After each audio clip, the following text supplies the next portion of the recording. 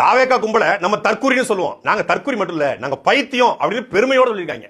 ஒரு தொலைக்காட்சியில ஒரு பொண்ணு சொல்லுது, அந்த பொண்ணோட வீட்டுக்கு தண்ணி கேட்டு ஒருத்தன் வந்தானா, கையில விஜய்னு பச்சை குத்தி இருந்தானா, நீங்க விஜய் ரசிகரா அப்படின்னு கேட்டுச்சா, ஆமான்னு சொன்னானா, நானும் விஜய் ரசிகர் தான், என்ன நீங்க கல்யாணம் பண்ணிக்கிறீங்களா அப்படின்னு அந்த பொண்ணு கேட்டுச்சான்.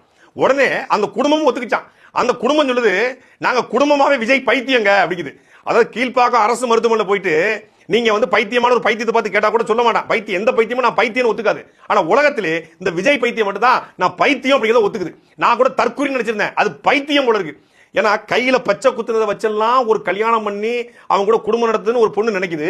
இது விஜய் ரசிகை என்பதனாலே கல்யாணம் பண்ணிக்கணும் ஒரு பையன் நினைக்கிறான்னா இவங்க எல்லாம் எவ்வளவு பெரிய பைத்தியமா இருப்பாங்க சொல்ல முடியாது. நாளைக்கு அந்த அம்மா கல்வித்துறை அமைச்சராலும் வந்தாலும் வரும். எங்க அண்ணன் கூட ஒர்க் பண்ணிட்டு இருந்தாருங்க. இவரு அண்ணனை மீட் பண்றதுக்காக வருவாங்க அப்பப்போ. அப்புறம் ஒரு டைம் வரும்போது அண்ணா இல்லைங்க. சரி அண்ணன் வர வரைக்கும் வெயிட் பண்ணுங்கன்னு சொல்லி இவரு உட்கார்ந்துட்டு இருந்தாருங்க, வெயிட் பண்ணி பாத்துட்டு போறேன்னு சொல்லிட்டு. அப்புறம் தண்ணி கேட்டாருங்க, தண்ணி கொண்டாந்து கொடுக்கும்போது கை நீட்டி வாங்கினாருங்க. கையில ஒரு ஹீரோவோட பச்சை குத்தி இருக்காருங்க.